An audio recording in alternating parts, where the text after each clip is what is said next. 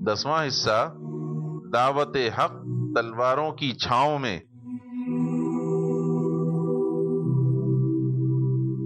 مسلمانوں کے لیے جنگ کی اجازت۔ اذن للذین یقاتلون بأنہم ظلموا وإن اللہ علی نصرہم لقدیر۔ اجازت دے دی گئی ان لوگوں کو جن کے خلاف جنگ کی جا رہی ہے کیونکہ وہ مظلوم ہیں، اور اللہ یقیناً ان کی مدد پر قادر ہے۔ مکہ میں مسلمانوں پر ظلم ہوتے رہے اور وہ سہتے رہے، طرح طرح کی سختیاں جھیلتے رہے، لیکن صبر کرتے رہے۔ جب پانی سر سے اونچا ہو گیا، ظلم برداشت سے باہر ہو گیا، تو اللہ نے مدینہ ہجرت کرنے کا حکم دیا۔ وہاں پہنچ کر مسلمان زور پکڑنے لگے۔ یہ دیکھ کر مشرکوں کے دل جلنے لگے۔ انہوں نے مسلمانوں کا زور توڑنے کا فیصلہ کر لیا، مدینہ پر چڑھائی کے منصوبے بنانے لگے۔ اللہ نے مسلمانوں کو جنگ کی اجازت دے دی۔ حکم ہوا، اب طاقت کا جواب طاقت سے دو، سختی کے مقابلے میں سختی کرو، دشمن تمہاری طرف بڑھیں تو ان کے دانت کھٹے کر دو۔ ادھر مدینے میں بھی ایک دشمن گروہ پیدا ہو گیا تھا۔ یہ تھا منافقوں کا گروہ، مسلمانوں کا کٹر دشمن، ان کے ایمان کے لیے سخت خطرہ۔ کبھی کھل کر سامنے نہ آتا، اندر ہی اندر اسلام سے کڑتا، دوست بن کر مسلمانوں کو ڈستا۔ اللہ نے اس کے ساتھ بھی سختی کرنے کا حکم دیا۔ مکہ پیارے نبی کا وطن تھا، بہت سے مسلمانوں کا بھی وطن تھا۔ اپنے وطن سے انہیں بے پناہ محبت تھی، لیکن وہاں کی سرزمین ان پر تنگ ہو گئی، سانس لینا دوبھر ہو گیا، مجبوراً ان کو بے وطن ہونا پڑا۔ دولت اور جائیداد سب سے ہاتھ دھونا پڑا۔ حد یہ ہے کہ کعبہ بھی چھن گیا، حج اور طواف پر پابندی لگ گئی۔ اس کا پیارے نبی کو بہت رنج تھا، مسلمانوں کو سخت صدمہ تھا۔ اب ان کی نظریں مکہ کی طرف اٹھنے لگی۔ ظالموں سے جنگ کرنے کا حکم آ ہی چکا تھا، اسلام کے لیے تلوار چلانے کی اجازت مل ہی چکی تھی۔ مسلمانوں نے عزم کیا، اب ظلم کی آگ بجھائیں گے۔ مشرک اور منافق دین کے لیے خطرہ بنے ہوئے ہیں، اس خطرے کو دبائیں گے، کعبے کو آزاد کرائیں گے، حج کی پابندی ختم کرائیں گے۔ مسلمانوں کی دفاعی سرگرمیاں۔ مکہ والوں میں کیا باتیں ہو رہی ہیں، ان کے کیا ارادے ہیں، یہ معلوم کرنے کی مسلمانوں نے دوڑ دھوپ شروع کر دی۔ ٹولیاں بنا بنا کر مدینہ سے باہر نکل جاتے، جہاں قریش کے قافلے ملتے ان سے چھیڑ چھاڑ کرتے۔ یہ ٹولیاں، جنہیں عربی میں سرایا کہتے ہیں، 100 50 آدمیوں کی ہوتی۔ ان میں 5 سرایا زیادہ مشہور ہیں۔ ایک کے امیر حضرت حمزہ رضی اللہ تعالیٰ عنہ تھے، دوسری کے حضرت عبیدہ بن حارث، تیسری کے حضرت سعد بن ابی وقاص، چوتھی کے حضرت عبداللہ بن حجش، اور 5ویں میں خود پیارے نبی صلی اللہ علیہ وسلم تھے۔ ان ٹولیوں کا قریش سے کبھی جم کر مقابلہ نہ ہوا، یا تو بیچ بچاؤ ہو گیا یا یہ لوگ بچ کر نکل آئے۔ ان ٹولیوں نے ایک کام اور بھی کیا، آس پاس کے قبیلوں سے دوستی کر لی، ان سے امن و امان کے معاہدے کر لیے، کیونکہ ان کے بگڑ جانے سے مدینہ کو خطرہ تھا، وہاں بدامنی پھیل جانے کا اندیشہ تھا۔ ان قبیلوں نے آسانی سے معاہدے کر لیے اور ضرورت پڑنے پر مدد کرنے کے وعدے بھی کیے۔ ہجرت سے پہلے قریش کو خبر ملی، انصار نے عقبہ میں پیارے نبی کے ہاتھ پر بیعت کی ہے، آپ کے لیے جان کی بازی لگا دینے کی قسمیں کھائی ہیں۔ یہ سن کر وہ لرز گئے، سمجھ گئے اب شامت آ گئی ہے، جلد ہی ایک ہولناک جنگ کا سامنا ہے۔ وہ جنگ افسروں پر منڈلا رہی تھی۔ پیارے نبی نے ہجرت کی تو قریش کے کان کھڑے ہو گئے، وہ سمجھ گئے اب برے دن آنے والے ہیں۔ وہ برے دن آج سامنے تھے۔ قریش کو اپنی شامی تجارت کے بارے میں خطرہ تھا، وہ خطرہ اب سر اٹھا چکا تھا۔ ابو سفیان کا سفر شام۔ قریش کا ایک بہت بڑا سردار تھا ابو سفیان، یہ حرب کا بیٹا تھا، مکہ سے تجارت کے ارادے سے نکلا تھا۔ مسلمانوں کو بھی اس کی خبر ہو چکی تھی۔ ابو سفیان تجارت کی غرض سے شام گیا، قریش کے اور لوگ بھی ساتھ تھے۔ لوٹا تو دولت کا ٹھکانہ نہ تھا، سامان بھی بے انتہا تھا۔ اسلامی دستے قافلوں سے چھیڑ چھاڑ تو کیا ہی کرتے تھے۔ ابو سفیان کو اندیشہ ہوا، مال وافر ہے، آدمی تھوڑے ہیں، کہیں مسلمانوں کا کوئی دستہ چھاپا نہ مار دے۔ اس نے قریش کے پاس ایک آدمی دوڑایا، یہ تھا عمرو کا بیٹا زمزم۔ ابو سفیان چاہتا تھا قریش کو اس خطرے کی خبر ہو جائے، وہ مدد کے لیے آ جائے۔ زمزم کو بھیجتے ہوئے اس نے کہا، مکہ پہنچتے ہی اونٹ کے دونوں کان کاٹ دینا، کجاوے کا رخ بدل دینا، اور اپنی قمیض آگے پیچھے سے چاک کر دینا، پھر بے تحاشا چیخنا، مدد مدد۔ مکہ میں یہی دستور تھا، جب کوئی خطرے کی بات ہوتی تو لوگ ایسا ہی کرتے۔ اس طرح پورے شہر میں کھلبلی مچ جاتی، دیکھتے دیکھتے سارے آدمی جمع ہو جاتے۔ عاتقہ کا خواب۔ ہجرت کا دوسرا سال اور شعبان کا مہینہ تھا۔ مکہ میں عبد المطلب کی بیٹی عاتقہ نے ایک خواب دیکھا۔ خواب بہت ہی ڈراؤنا تھا۔ عاتقہ گھبرا گئیں، خوف سے ان کے رونگٹے کھڑے ہو گئے۔ خواب میں انہوں نے دیکھا ایک آدمی اونٹ پر سوار ہے، وہ تیزی سے بڑھا چلا آ رہا ہے، پھر ابتہا پہنچ کر وہ رک جاتا ہے، پھر زور سے چیختا ہے، قریش کے لوگوں 3 دن کے اندر اندر اپنی قتل گاہوں پر پہنچ جاؤ۔ قریش کے لوگوں 3 دن کے اندر اندر اپنی قتل گاہوں پر پہنچ جاؤ۔ یہ سن کر سب لوگ جمع ہو جاتے ہیں، پھر وہ خانہ کعبہ میں داخل ہو جاتا ہے، لوگ بھی اس کے پیچھے پیچھے جاتے ہیں، سارے لوگ اس کے ارد گرد کھڑے رہتے ہیں۔ اچانک اسے لے کر اونٹ خانہ کعبہ کی چھت پر چڑھ جاتا ہے، پھر وہ زور سے چیختا ہے، قریش کے لوگوں 3 دن کے اندر اندر اپنی قتل گاہوں پر پہنچ جاؤ۔ قریش کے لوگوں 3 دن کے اندر اندر اپنی قتل گاہوں پر پہنچ جاؤ۔ پھر اس کا اونٹ ایک پہاڑ پر چڑھ جاتا ہے، ابو قبیس نامی پہاڑ پر۔ وہاں پہنچ کر وہ آدمی پھر زور سے چیختا ہے، قریش کے لوگوں 3 دن کے اندر اندر اپنی قتل گاہوں پر پہنچ جاؤ۔ قریش کے لوگوں 3 دن کے اندر اندر اپنی قتل گاہوں پر پہنچ جاؤ۔ پھر وہ ایک چٹان اٹھاتا ہے اور پوری طاقت سے زمین کی طرف پھینکتا ہے۔ چٹان زمین پر گرتے ہی پاش پاش ہو جاتی ہے، اس کے ٹکڑے چھٹک کر مکے کے سارے گھروں میں پہنچتے ہیں، کوئی بھی گھر اس سے محفوظ نہیں رہتا۔ عاتقہ نے اپنے بھائی عباس کو بلایا، ان کو اپنا یہ خواب سنایا۔ سن کر وہ بولے، دیکھو بہن، اب کسی اور سے بیان نہ کرنا، یہ خواب کسی سے کہنے کا نہیں ہے۔ لیکن عباس سے خود ہی نہ رہا گیا، انہوں نے کسی دوست سے بیان کر دیا۔ دوست سے کہنا تھا کہ آندھی کی طرح یہ بات پورے مکہ میں پھیل گئی، ابو جہل اور اس کے ساتھیوں کو بھی معلوم ہو گئی۔ انہوں نے سنا تو عاتقہ کا خوب مذاق اڑایا۔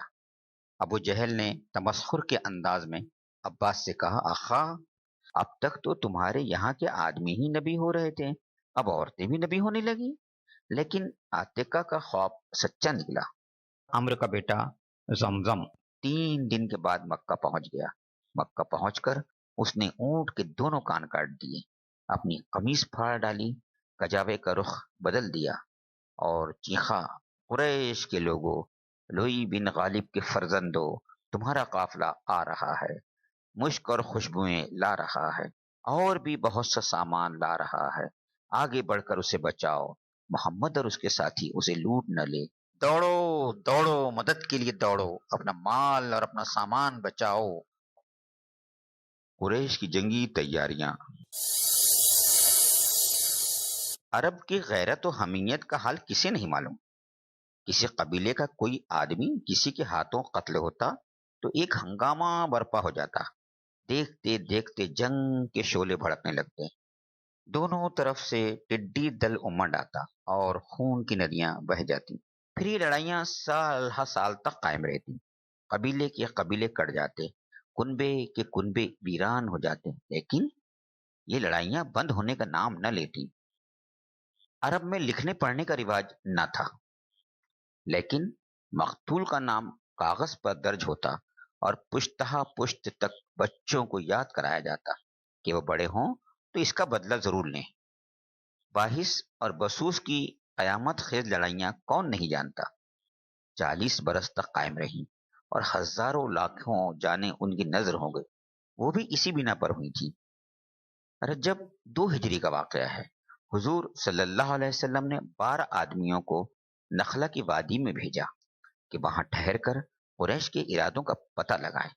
اسی موقع پر قریش کا ایک مختصر سا قافلہ ادھر آ نکلا، ان لوگوں نے اسے لوٹ لیا، ایک آدمی کو قتل اور 2 کو قید کیا۔ قتل ہونے والا آدمی عمرو بن حضرمی تھا۔ یہ عامر بن حضرمی کا بھائی تھا۔ پیارے نبی کو معلوم ہوا تو سخت ناراض ہوئے۔ فرمایا میں نے تمہیں اس لیے تو نہیں بھیجا تھا۔ ادھر قریش کو خبر ہوئی تو وہ غصے سے بے تاب ہو گئے اور جذبہ انتقام سے سرشار۔ اب انہیں جنگ کی دھن تھی اور رات و دن اسی کی فکر۔ زمزم کی پکار نے زخم پر نمک چھڑکا اور آتش غضب کو اور بھڑکا دیا۔ اب وہ جوش سے بے تاب ہو گئے اور جنگ کی تیاریوں میں لگ گئے۔ جلدی جلدی بہادر سپاہیوں کو جمع کیا، اونٹ گھوڑوں کا انتظام کیا۔ سارے لوگ دم کے دم میں تیار ہو گئے۔ جسے دیکھیے غصے سے بے تاب تھا، محمد سے ٹکر لینے پر ساتھیوں کو ابھار رہا تھا۔ جوش کا عجیب عالم تھا، ہر ایک جانے کے لیے تیار تھا۔ جو نہیں جا سکتا تھا اپنی طرف سے آدمی بھیج رہا تھا۔ قریش کے سارے سردار اس مہم میں شریک ہوئے، البتہ ابو لہب کی ہمت نہ ہوئی۔ اس نے 4000 درہم پر ایک آدمی کو تیار کر لیا اور اپنے بجائے اسے بھیج دیا۔ اگر کوئی جانے سے جی چراتا تو ساتھی بگڑتے اور اسے شرم دلاتے۔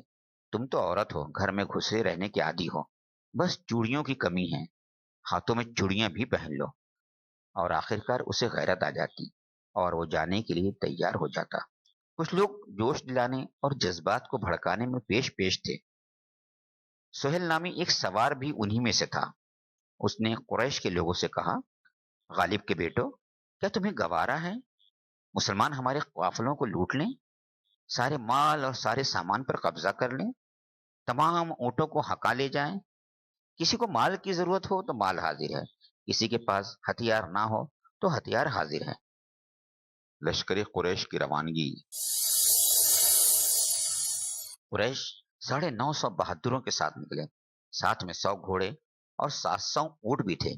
پیدل فوج لوہے میں ڈوبی ہوئی تھی، اس کے علاوہ 100 زرہیں تھیں، ساتھ میں گانے والی عورتیں بھی تھیں۔ یہ بدنصیب رسول پاک کی شان میں گستاخانہ اشعار کہتی، اس طرح سپاہیوں کی آتش غضب کو اور بھڑکاتی۔ دشمنوں کا یہ لشکر اکڑتا ہوا چلا، ہر ایک پیارے نبی پر دانت پیس رہا تھا اور غصے سے ہونٹ چبا رہا تھا۔ ان کے پیش نظر بس یہی نہیں تھا کہ قافلے کو بچا لائیں، ان کا ارادہ تھا اس آئے دن کے خطرے کو ہمیشہ کے لیے دبا دیں۔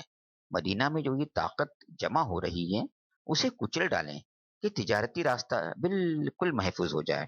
ادھر ابو سفیان قافلے کو لے کر آگے بڑھا، بڑھتے بڑھتے سرزمین حجاز سے بہت قریب ہو گیا۔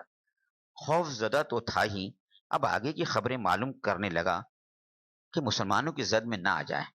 پھر وہ زمزم کا راستہ دیکھنے لگا۔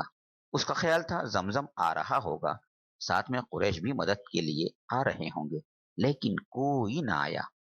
جب وہ رات آئی جس میں اسے بدر کے چشمے پر پہنچنا تھا تو اونٹ تیزی سے پانی کی طرف بڑھنے لگے، حالانکہ پانی کی انہیں کوئی ضرورت نہ تھی۔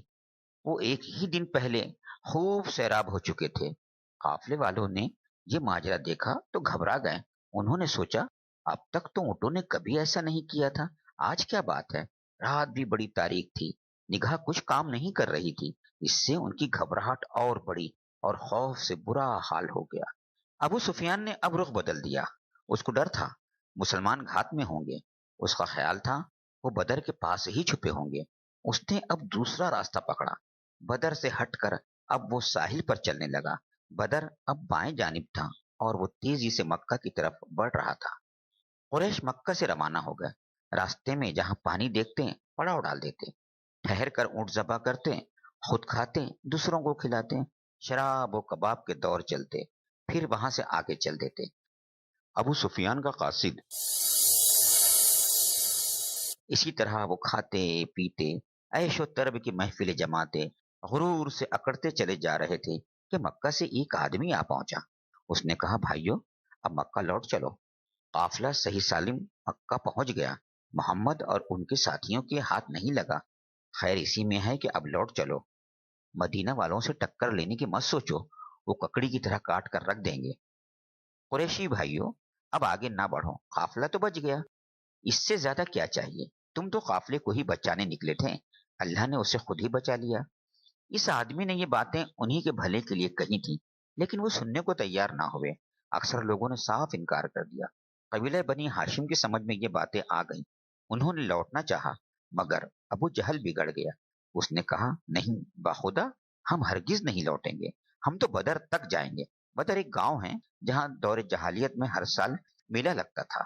مدینہ منورہ سے تقریباً 80 میل پر واقع ہے. وہ آدمی ابو سفیان کے پاس لوٹ آیا, آ کر سارا قصہ سنایا. جو کچھ باتیں ہوئی تھیں سب بیان کر دی. ابو سفیان نے یہ باتیں سنی تو اسے بہت افسوس ہوا.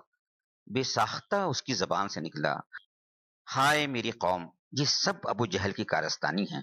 وہ لوٹنے پر تیار نہ ہوا کیونکہ وہ آج لوگوں کا سردار بنا ہوا ہے. اس نے لوگوں کے ساتھ اچھا نہیں کیا, اس نے ہٹ دھرمی سے کام لیا. خیر خواہی کی بات تھی لیکن اس نے ٹھکرا دی. دوسروں کی نہ سننا بہت بڑا عیب ہے اور اس کا نتیجہ بربادی اور ہلاکت ہے. حضور صلی اللہ علیہ وسلم کا صحابہ سے مشورہ. پیارے نبی صلی اللہ علیہ وسلم کو اس صورتحال کی خبر ہوئی تو آپ نے محسوس فرمایا فیصلے کی گھڑی آن پہنچی ہے. اگر اس وقت ہمت سے کام نہ لیا گیا تو تحریک اسلامی ہمیشہ کے لیے دب جائے گی اور سر اٹھانے کا پھر کوئی موقع نہ پائے گی. مدینہ میں آئے ابھی 2 سال بھی نہیں ہوئے. مہاجرین بے سر و سامان, انصار ابھی نہ آزمودہ, یہودی مخالفت پر کمر بستہ, خود مدینے کے مشرکوں اور منافقوں کا خطرہ. ایسے میں اگر قریش مدینہ پر حملہ آور ہوئے تو ہو سکتا ہے مسلمانوں کی مٹھی بھر جماعت کا خاتمہ ہو جائے. لیکن اگر وہ حملہ نہ بھی کریں, صرف اپنے زور سے قافلے کو ہی بچا کر لے جائیں اور مسلمان دب کے بیٹھے رہیں, تب بھی مسلمانوں کی ایسی ہوا اکھڑے گی کہ عرب کا بچہ بچہ ان پر دلیر ہو جائے گا. پھر پورے ملک کی سرزمین ان کے لیے تنگ ہو جائے گی.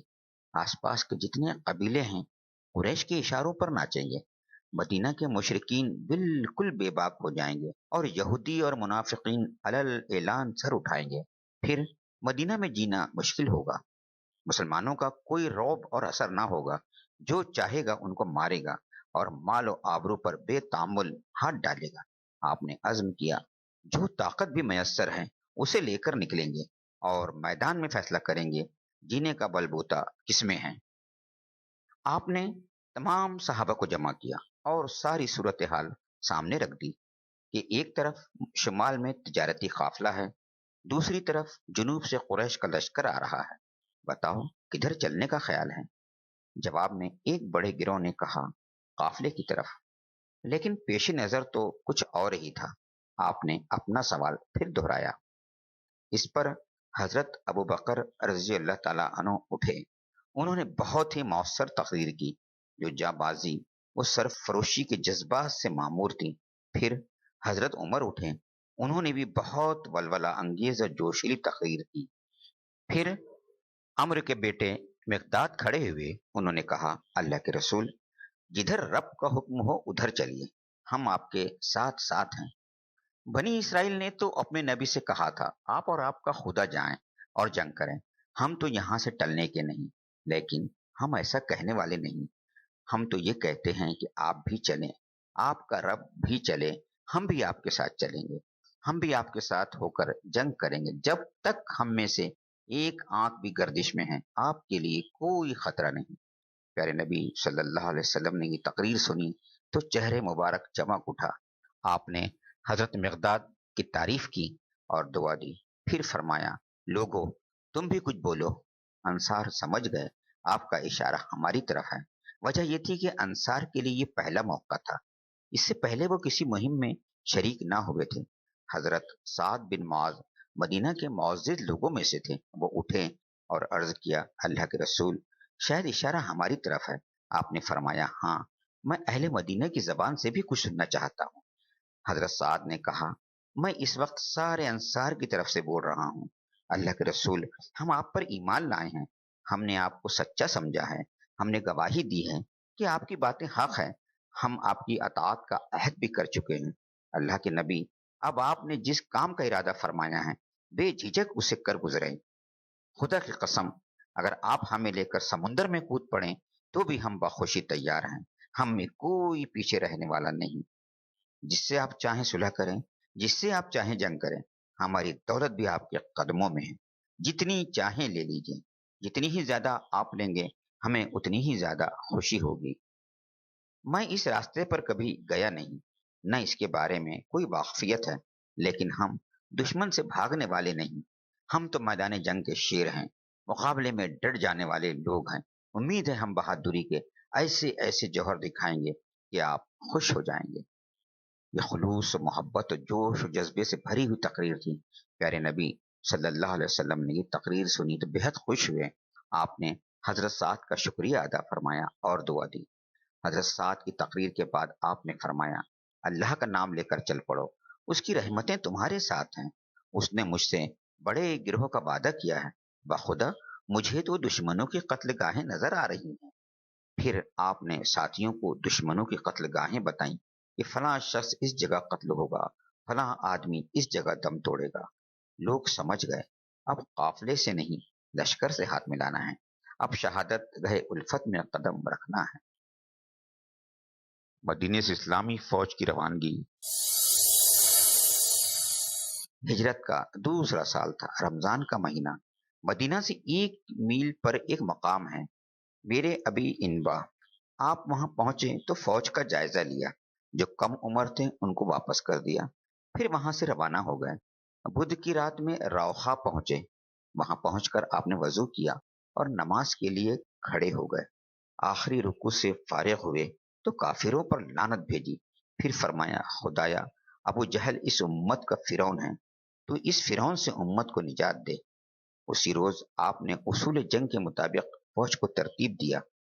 مہاجرین کا علم حضرت مصعب بن عمیر کو عطا فرمایا، خزرج کا علم حضرت حباب بن منظر کو عنایت فرمایا اور اوس کا علم بردار حضرت سعد بن معاذ کو بنایا۔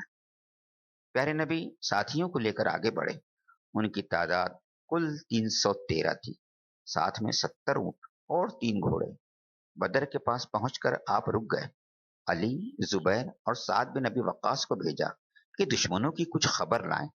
ایک پہاڑی کی طرف اشارہ کرتے ہوئے فرمایا، اس پہاڑی کے پاس ایک کنواں ہے، وہاں جا کر دیکھو، شاید قریش کے بارے میں کچھ معلوم ہو۔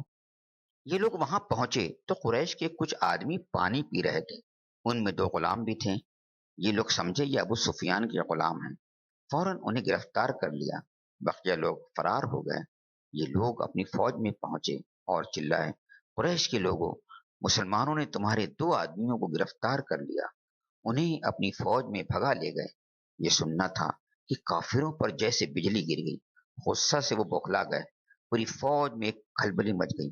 ادھر حضرت علی وغیرہ نے غلاموں کو ساتھ لیا اور پیارے نبی صلی اللہ علیہ وسلم کی خدمت اقدس میں لوٹ آئے۔ وہاں پہنچ کر یہ لوگ ان دونوں سے ابو سفیان کا حال پوچھنے لگے۔ وہ دونوں کہتے، ہمیں ابو سفیان کی خبر نہیں، ہم تو قریش کو پانی پلانے والے ہیں، تو یہ لوگ انہیں مارتے۔ وہ دونوں کہتے، ہم ابو سفیان کے غلام ہیں، تو انہیں چھوڑ دیتے۔ پیارے نبی اس وقت نماز پڑھ رہے تھے۔ نماز سے فارغ ہوئے تو فرمایا، وہ دونوں سچ بتاتے ہیں تو تم مارتے ہو، اور جھوٹ بولتے ہیں تو چھوڑ دیتے ہو۔ خدا کی قسم یہ دونوں سچ کہہ رہے ہیں، یہ دونوں واقعی قریش کے ہیں۔ پھر آپ نے ان دونوں سے فرمایا، کچھ ابو سفیان کے بارے میں بتاؤ۔ دونوں غلام بولے، ابو سفیان کو ہم لوگوں نے نہیں دیکھا، ان کے بارے میں ہمیں کچھ بھی نہیں معلوم۔ پیارے نبی نے فرمایا، اچھا قریش کہاں ہیں؟ دونوں غلام بولے، بس کچھ ہی دور۔ پیارے نبی نے سوال کیا، لشکر میں کتنے سپاہی ہیں؟ جواب ملا، بخدا وہ تو بہت زیادہ ہیں۔ پیارے نبی نے پھر سوال کیا، روز کتنے اونٹ ذبح کرتے ہیں؟ دونوں غلام بولے، ایک دن 9، ایک دن 10۔ پیارے نبی ساتھیوں کی طرف متوجہ ہوئے، فرمایا، دشمن 900 اور 1000 کے درمیان ہیں۔ پھر فرمایا، مکہ نے اپنے جگر کے ٹکڑے تمہاری طرف ڈال دیے ہیں۔ پیارے نبی صلی اللہ علیہ وسلم نے ساتھیوں سے مشورہ لیا، کس جگہ ٹھہرنا مناسب رہے گا؟ حباب بن منظر بولے، اللہ کے رسول، آگے بڑھ کر پانی پر قبضہ کر لیا جائے، وہاں کے بارے میں مجھے خوب واقفیت ہے، ایک ایک کنواں میری نظر میں ہے۔ ایک کنواں تو ایسا ہے جو کبھی خشک ہی نہیں ہوتا، پانی بلا کا شیرین ہے، وہاں ایک حوض بنا کر پانی سے بھر دیں گے، پھر خوب پیئیں گے اور ڈٹ کر لڑیں گے۔ اس کے پاس جتنے کنویں ہیں سب بیکار کر دیں گے۔ وہ چاہتے تھے پانی کا پہلے سے انتظام کر لیا جائے، ہو سکتا ہے دشمن اس پر قبضہ کر لیں اور پریشانی اٹھانی پڑے۔ آپ نے حباب کو شاباشی دی اور کہا، حباب تمہاری رائے بہت خوب ہے۔ آپ اسی وقت اٹھے، جانثار ساتھی بھی ساتھ تھے۔ جا کر آپ نے پانی پر قبضہ کر لیا اور حباب رضی اللہ تعالیٰ عنہ نے جو جو کہا اس پر عمل ہوا۔ اللہ کی رحمت شامل حال تھی۔ اسی رات بارش ہو گئی، زمین ریتیلی تھی، ساری ریت جم گئی، چلنا پھرنا آسان ہو گیا۔ جگہ جگہ پانی روک کر چھوٹے چھوٹے حوض بنا لیے گئے۔ مسلمان خوب نہائے دھوئے اور بالکل تازہ دم ہو گئے۔ قریش کی طرف زمین نرم اور نشیبی تھی، پانی جم کر کیچڑ بن گیا، چلنا پھرنا وبال جان ہو گیا۔ اس طرح مسلمانوں کے لیے یہ بارش رحمت بن گئی اور دشمنوں کے لیے عذاب۔ پیارے نبی صلی اللہ علیہ وسلم نے عمار بن یاسر اور عبداللہ بن مسعود کو دشمنوں کی طرف بھیج دیا۔ دونوں جا کر وہاں گھومے پھرے، حالات کا پتہ چلایا، پھر لوٹ آئے۔ آ کر انہوں نے بتایا، دشمنوں کا خوف سے برا حال ہے، بارش لگاتار جاری ہے۔ سعد بن معاذ نے کہا، ایک ٹیلے پر حضور کے لیے خیمہ نصب کر دیا جائے، اس طرح پورا میدان جنگ آپ کی نظروں میں رہے گا، ضرورت کے وقت سایہ بھی مل سکے گا، آرام کو دل چاہا تو آرام بھی فرما لیں گے، دعا و نماز کی خواہش ہوئی تو اس کے لیے بھی بہتر رہے گا۔ آپ نے یہ رائے پسند فرمائی اور ایک خیمہ نصب ہو گیا۔ پیارے نبی میدان جنگ میں تشریف لے گئے، خاص خاص ساتھی آپ کے ساتھ تھے۔ آپ نے ایک ایک کر کے قریش کے سرداروں کا نام لیا، فرمایا، فلاں اس جگہ قتل ہوگا، فلاں اس جگہ دم توڑے گا۔ جنگ کے بعد دیکھا تو ہر ایک کی لاش اسی جگہ ملی، کوئی اپنی جگہ سے آگے پیچھے نہ تھا۔ کارزار میں پیارے نبی صلی اللہ علیہ وسلم کا تاریخی خطبہ۔ پھر آپ فوج میں تشریف لائے، فوج کی صف بندی کی، ایک ماہر جنگ کی طرح اس کو ترتیب دیا، پھر میدان جنگ تشریف لائے۔ وہاں پہنچ کر ایک تقریر کی، تقریر بہت ولولہ انگیز تھی۔ حمد و ثنا کے بعد فرمایا، پیارے بھائیوں، میں تمہیں ان چیزوں پر ابھارتا ہوں جن پر اللہ نے ابھارا ہے، اور ان چیزوں سے روکتا ہوں جن سے اللہ نے روکا ہے۔ اللہ بڑی شان والا ہے، حق کا حکم دیتا ہے، سچائی کو پسند کرتا ہے، بھلائی کرنے والوں کو اونچا رتبہ دیتا ہے، اسی سے وہ یاد کیے جاتے ہیں، اسی سے ان کے درجے بڑھتے ہیں۔ اس وقت تم حق کی منزل میں پہنچ چکے ہو، جہاں وہی کام مقبول ہوتا ہے جو صرف اللہ کے لیے کیا جائے۔ اس موقع پر صبر سے کام لو، کیونکہ یہ جنگ کا موقع ہے۔ جنگ کے موقع پر صبر سے اطمینان اور سکون حاصل ہوتا ہے، پریشانی اور بے چینی دور ہو جاتی ہے، آخرت میں بھی یہ نجات کا ذریعہ ہے۔ تمہارے اندر اللہ کا نبی موجود ہے جو تمہیں برائیوں سے ہوشیار کرتا ہے، بھلائیوں کا حکم دیتا ہے۔ دیکھو، آج تم سے کوئی ایسی حرکت نہ ہونے پائے جس سے اللہ بیزار ہو جائے۔ اللہ خود فرماتا ہے، ان الذين كفروا ينادون لمقت الله اكبر من مقتكم انفسكم اذ تدعون الى الايمان فتكفرون۔ جن لوگوں نے کفر کیا ہے، قیامت کے روز ان کو پکار کر کہا جائے گا، آج تمہیں جتنا شدید غصہ اپنے اوپر آ رہا ہے، اللہ تم پر اس سے زیادہ غضبناک اس وقت ہوتا تھا جب تمہیں ایمان کی طرف بلایا جاتا تھا اور تم کفر کرتے تھے۔ اللہ تعالیٰ نے تمہیں جو کتاب دی ہے اسے مضبوطی سے پکڑ لو، تمہیں جو نشانیاں دکھائی ہیں ان پر دھیان دو، ذلت کے بعد تم کو جس سے عزت ملی ہے اس سے غافل نہ ہو، اس سے اللہ خوش ہوگا۔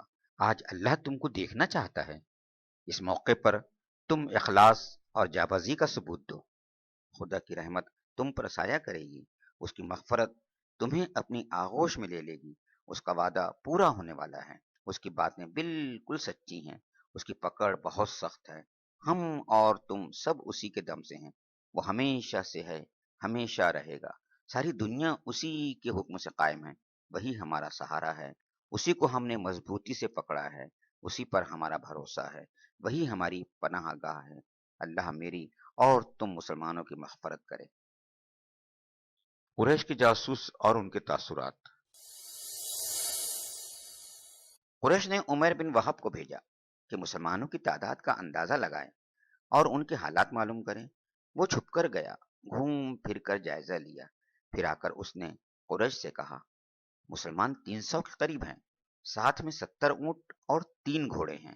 پھر اس نے کہا، قریشی بھائیوں، مصیبتیں موت لاتی ہیں، مدینے کے اونٹ موت کی سواریاں ہیں۔ سن لو، تم کو ایسے لوگوں سے پالا پڑا ہے جو تلواروں کی گود میں پلے ہیں، دیکھتے نہیں وہ چپ چاپ رہتے ہیں، کچھ بولتے نہیں لیکن سانپوں کی طرح ڈستے ہیں۔ باخدا میں تو سمجھتا ہوں ان میں سے جو بھی مرے گا ہم میں سے ایک کو مار کے مرے گا۔ اگر اتنے ہی آدمی ہم میں سے مر گئے تو زندگی کا کیا لطف رہ جائے گا، اس لیے ابھی اسے سوچ لو۔ قریش کو عمیر کی باتوں پر یقین نہ آیا، انہوں نے دوسرے آدمی کو بھیجا۔ وہ چھپ چھپا کر اسلامی فوج کے قریب پہنچا، گھوڑے پر بیٹھ کر چاروں طرف چکر لگایا۔ پھر اس نے آ کر کہا، خدا کی قسم وہ لوگ کچھ ایسے طاقتور نہیں، تعداد میں وہ ہم سے کم ہیں، ہتھیاروں کے لحاظ سے وہ بہت پیچھے ہیں، لیکن ایک بات ہے، وہ مرنے کے لیے آئے ہیں، وہ اب لوٹ کر گھر جانا نہیں چاہتے۔ تلوار ہی ان کی کل طاقت ہے، تلواریں ہی ان کی پناہ گاہ ہیں۔ اب تم خود سوچ لو۔ یہ باتیں سن کر کچھ لوگ کانپ اٹھے، حوصلے ان کے پست ہو گئے۔ اب انہوں نے لوٹنے کا ارادہ کر لیا۔ کچھ اور لوگوں کو بھی سمجھایا، وہ لوگ بھی تیار ہو گئے۔ پھر یہ لوگ مکہ لوٹ آئے۔ میدان بدر میں حق و باطل آمنے سامنے۔ قریش کی فوج سامنے آئی، ہر سپاہی سر سے پیر تک لوہے میں غرق تھا۔ یہ عجیب منظر تھا۔ اس وقت آپ پر انتہائی خضوع کا عالم تھا۔ آپ دونوں ہاتھ پھیلا کر اپنے رب سے گڑ گڑا رہے تھے، اے اللہ، یہ قریش کے لوگ ہیں، غرور سے اکڑتے ہوئے تجھ سے لڑنے آئے ہیں، تیرے دین کی مخالفت پر کمر کسے ہوئے ہیں، تیرے رسول کو ناکام کرنے پر تلے ہوئے ہیں۔ اے اللہ، تو نے مدد کا وعدہ کیا ہے، اس وعدے کو پورا کر۔ اے اللہ، تو نے مجھ سے ثابت قدم رہنے کے لیے کہا ہے اور بڑے گروہ کا وعدہ کیا ہے، بے شک تو وعدے پورا کرنے والا ہے۔ بے خودی کا یہ عالم تھا کہ چادر کاندھوں سے گر گر پڑتی اور آپ کو خبر نہ ہوتی۔ کبھی سجدے میں گر پڑتے اور فرماتے، خدایا اگر آج یہ چند جانیں مٹ گئیں تو قیامت تک تیری پرستش نہ ہوگی۔ ایک طرف پیارے نبی کا یہ انداز تھا، دوسری طرف اللہ آپ کی مدد میں مصروف تھا اور حکمت کے ساتھ آپ کی ہمت بڑھا رہا تھا۔ ابھی آپ راستے میں تھے، دشمنوں کی تعداد سے بے خبر تھے۔ اللہ نے دشمن کی فوج کو خواب میں دکھایا۔ خواب سے اندازہ ہوا کہ دشمن تھوڑے ہیں، اس سے آپ کا حوصلہ بڑھا، دل کو اطمینان نصیب ہوا۔ مسلمانوں نے سنا تو ان کی بھی ہمت بڑھی اور وہ بے کھٹک بڑھتے چلے گئے۔ پھر جب دونوں فوجیں آمنے سامنے ہوئیں تو کافر مسلمانوں کو کم نظر آئے اور مسلمان کافروں کو تھوڑے دکھائی دیے۔ اس طرح دونوں کے دل بڑھے، دونوں میدان جنگ میں اتر آئے۔ جنگ چھڑی تو مسلمان تو کافروں کو بہت نظر آنے لگے، لیکن کافر مسلمانوں کو کم ہی دکھائی دیے۔ اس سے کافروں کے حوصلے تو پست ہو گئے، وہ خوف اور گھبراہٹ سے بدحال ہو گئے، لیکن مسلمانوں کی ہمت اور بڑھ گئی اور وہ بڑھ بڑھ کر کافروں کو مارنے لگے۔ آیتوں میں اسی واقعے کی طرف اشارہ ہے۔ اذ يريكهم الله في منامك قليلا ولو أراكهم كثيرا لفشلتم ولتنازعتم في الأمر ولكن الله سلم إنه عليم بذات الصدور وَإِذْ يُرِيكُمُوهُمْ إِذِ الْتَقَيْتُمْ فِي أَعْيُنِكُمْ قَلِيلًا وَيُقَلِّلُكُمْ فِي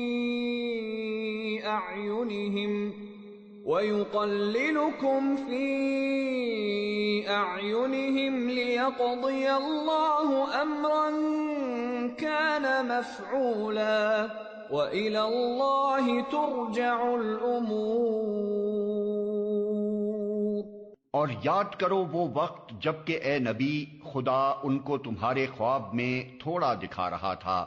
اگر کہیں وہ تمہیں ان کی تعداد زیادہ دکھا دیتا تو ضرور تم لوگ ہمت ہار جاتے اور لڑائی کے معاملے میں جھگڑا شروع کرتے تھے، لیکن اللہ ہی نے اس سے تمہیں بچایا، یقیناً وہ سینوں کا حال تک جانتا ہے۔ اور یاد کرو جب کہ مقابلے کے وقت خدا نے تم لوگوں کی نگاہوں میں دشمنوں کو تھوڑا دکھایا اور ان کی نگاہوں میں تمہیں کم کر کے پیش کیا، تاکہ جو بات ہونی تھی اسے اللہ ظہور میں لے آئے۔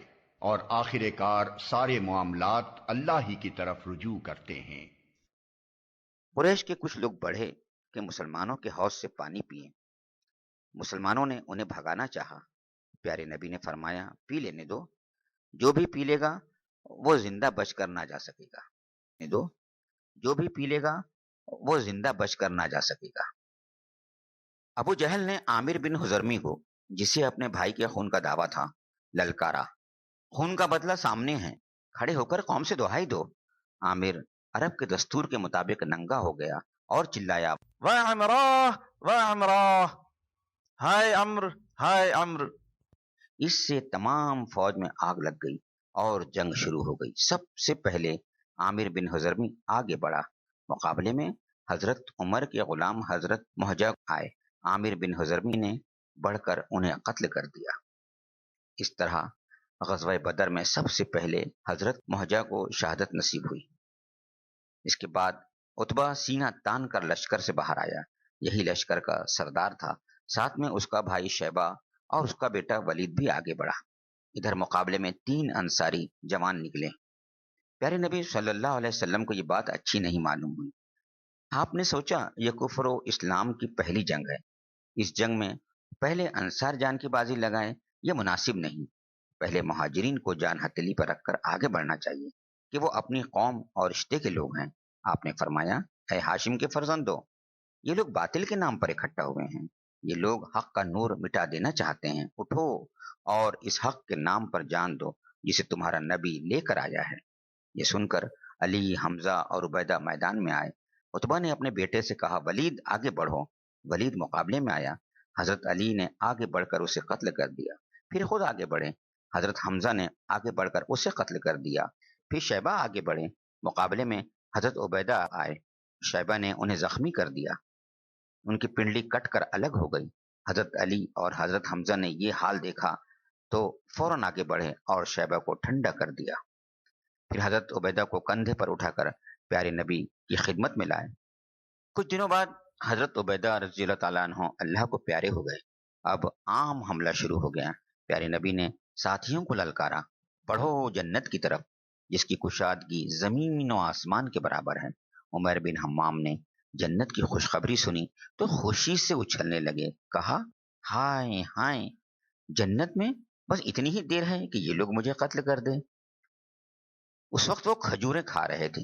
جنت کی خوشبو پا لینے کے بعد ان کھجوروں میں کیا مزہ مل سکتا تھا۔ فوراً وہ کھجوریں پھینکی اور دشمن کی صفوں میں گھس گئے۔ کچھ دیر جہاں بازی سے لڑتے رہے، پھر شہید ہو گئے۔ جنگ زوروں پر تھی، دونوں طرف سے حملے ہو رہے تھے۔ پیارے نبی صلی اللہ علیہ وسلم نے ایک مٹھی ریت لی اور دشمن کی طرف پھینکتے ہوئے فرمایا، شاہت الوجوہ شاہت الوجوہ، چہرے بگڑ جائیں چہرے بگڑ جائیں۔ نبی صلی اللہ علیہ وسلم کا ہاتھ تھا، خدا کی قدرت تھی۔ یہ مٹھی بھر ریت عذاب بن کر پوری فوج میں پھیل گئی اور دشمنوں کی آنکھ میں اٹ گئی۔ دشمن اپنی آنکھیں بننے لگے۔ مسلمان پورے زور و شور سے ان پر ٹوٹ پڑے اور قتل کا بازار گرم کر دیا۔ آخر کار دشمنوں کی ہار ہوئی، مسلمانوں کی جیت ہوئی، حق کی فتح ہوئی، باطل کی شکست ہوئی۔ ابھی جنگ جاری تھی۔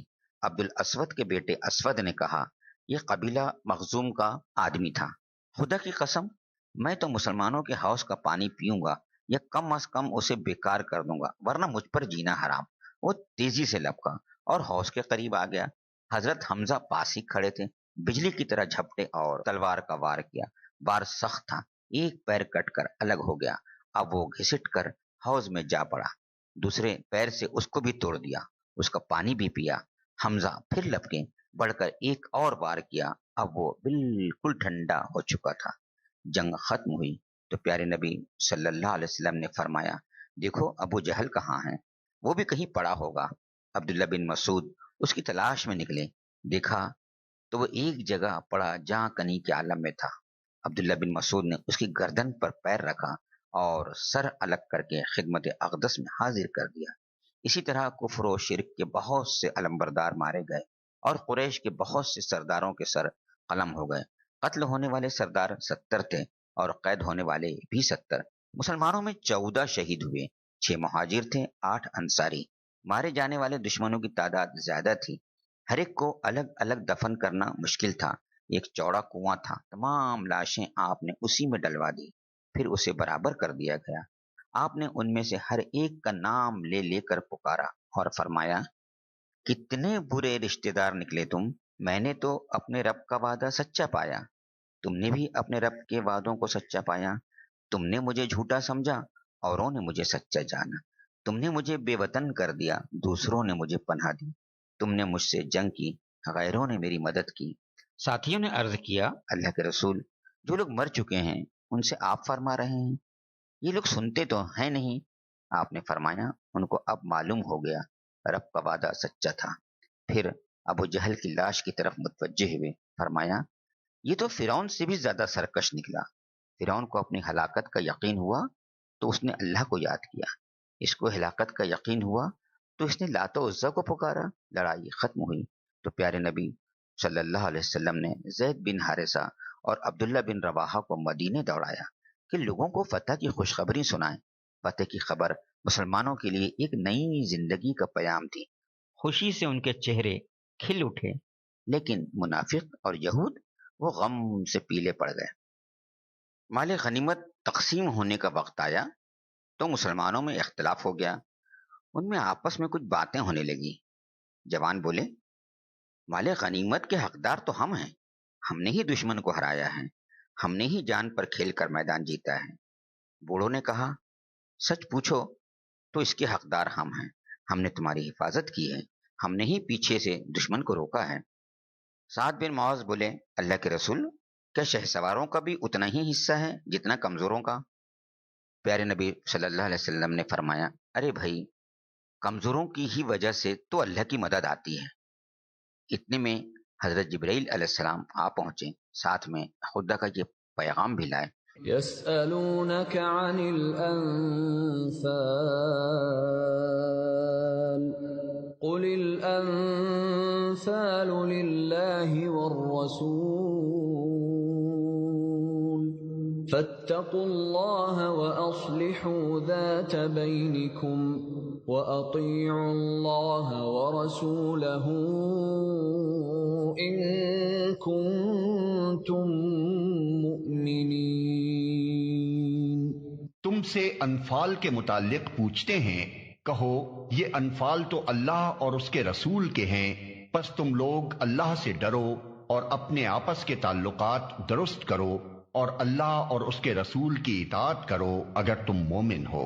پیارے نبی صلی اللہ علیہ وسلم کی طرف سے اعلان ہوا، جس نے کسی کو مارا ہے وہ اس کے سامان کا مالک ہے، جس نے کسی کو قید کیا ہے وہ قیدی اسی کا ہے، جو کچھ میدان میں ملا یا بغیر لڑائی کے ہاتھ آیا وہ سب کا ہے۔ یہ سن کر سب نے سر جھکا دیا اور مال غنیمت کو پیارے نبی صلی اللہ علیہ وسلم پر چھوڑ دیا کہ جیسے چاہیں خدا کی ہدایت کے مطابق تقسیم کریں دیا اور مال غنیمت کو پیارے نبی صلی اللہ علیہ وسلم پر چھوڑ دیا کہ جیسے چاہیں خدا کی ہدایت کے مطابق تقسیم کریں۔ پیارے نبی نے ساتھیوں سے مشورہ کیا، قیدیوں کا کیا ہوگا؟ عمر بولے، کفر اور سرکشی کے جرم میں انہیں قتل کر دیا جائے۔ ابو بکر بولے، اللہ کے رسول، یہ آپ کے ہی بھائی بند ہیں، آج اللہ نے انہیں آپ کے بس میں کر دیا ہے، میں سمجھتا ہوں انہیں مارا نہ جائے، ان سے فدیہ لے لیا جائے، اس سے آئندہ جنگ کے لیے بھی کچھ سامان ہو جائے گا اور ہو سکتا ہے اللہ انہیں ہدایت دے دے، کل یہی آپ کے دست و بازو بن جائیں۔ پیارے نبی صلی اللہ علیہ وسلم نے حضرت ابو بکر رضی اللہ تعالی عنہ کی رائے پسند فرمائی۔ جو لوگ فدیہ دے سکتے تھے ان سے فدیہ لیا گیا، جو لوگ غریب اور نادار تھے لیکن پڑھے لکھے تھے ان کے ذمے تعلیم کا کام کیا گیا کہ مدینے کے 10 لڑکوں کو لکھنا پڑھنا سکھائیں، جو لوگ جاہل تھے انہیں ویسے ہی چھوڑ دیا گیا۔ پیارے نبی صلی اللہ علیہ وسلم کامیاب و فتحیاب ہو کر مدینہ لوٹے، جذبات شکر سے آپ کا سینہ لبریز تھا۔ شہر میں ودع کی گھاٹی سے داخل ہوئے، غزوہ بدر کا عبرتناک انجام سامنے آیا تو مشرکوں کے حوصلے پست ہو گئے، منافقین کے دل سہم گئے، مدینے کے یہود مسلمانوں سے دبنے لگے، بہت سے کٹر دشمن اسلام بھی لے آئے۔ مکے میں 1 ماہ تک گھر گھر ماتم رہا، کتنی ہی عورتیں بیوہ ہو گئیں، کتنی ہی مائیں سوگوار ہو گئیں۔ اس کے غم میں انہوں نے اپنے بال کٹوا ڈالے۔ ایوان باطل میں صف ماتم بچھ گئی۔ قریش کی اتنی جانیں ضائع ہوئیں، نہ جانے کتنی دولت مٹی میں مل گئی۔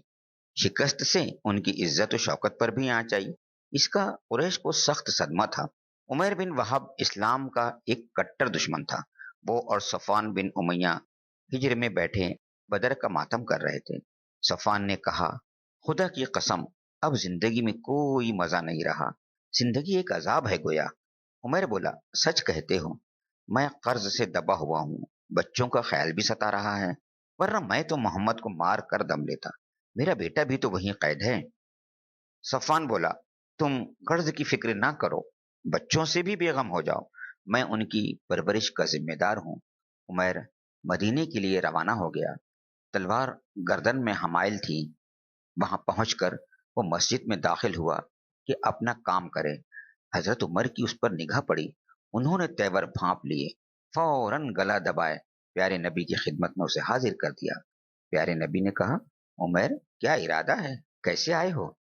عمیر بولا، بیٹے کو چھڑانے آیا ہوں، خدا را مجھ پر اور میرے بیٹے پر رحم کیجیے۔ پیارے نبی نے کہا، یہاں تلوار کا کیا کام، تلوار کیوں چمک رہی ہے؟ عمر بولا، برا ہو ان تلواروں کا، آخر یہ بدر میں کس کام آئی؟ آنے لگا تو اس کی طرف ذہن نہیں گیا، حالانکہ وہ میری گردن میں ہی تھی۔ پیارے نبی نے کہا، عمر سچ سچ بتاؤ کیوں آئے ہو، جھوٹ نہ بولو، جھوٹ بولنے سے کیا فائدہ؟ عمر نے کہا، میں بیٹے کے لیے آیا ہوں، یقین مانیے میں بیٹے ہی کے لیے آیا ہوں۔ پیارے نبی نے کہا، ہجر میں صفوان سے کیا بات طے ہوئی ہے؟ عمر سناٹے میں آ گیا، کیا بات طے ہوئی ہے؟ خوف اور گھبراہٹ سے اس کا چہرہ زرد ہو رہا تھا۔ پیارے نبی نے کہا، تم نے اس سے میرے قتل کا عہد کیا ہے، اس شرط پر کہ وہ تمہارا قرض ادا کر دے اور تمہارے بچوں کا ذمہ لے لے۔ سن لو، اللہ یہ ہونے نہ دے گا۔ عمیر بولے، میں گواہی دیتا ہوں کہ آپ اللہ کے رسول ہیں، آپ کے سچے ہونے میں اب مجھے کوئی شبہ نہیں۔ اب عمیر مسلمان تھے۔ پیارے نبی نے ساتھیوں سے فرمایا، اپنے بھائی کو قرآن پڑھاؤ اور اس کے قیدی کو آزاد کر دو۔ عمر لوٹ کر مکہ آئے۔ جو لوگ پیارے نبی صلی اللہ علیہ وسلم کے قتل کی خبر سننے کے لیے بے چین تھے، اب انہوں نے عمیر کے اسلام کی خبر سنی۔ مکہ پہنچ کر عمیر اسلام پھیلانے میں لگ گئے، لوگوں کو پیارے نبی کی پیروی پر ابھارنے لگے۔ بہت سے لوگ ان کے ہاتھ پر اسلام بھی لائے۔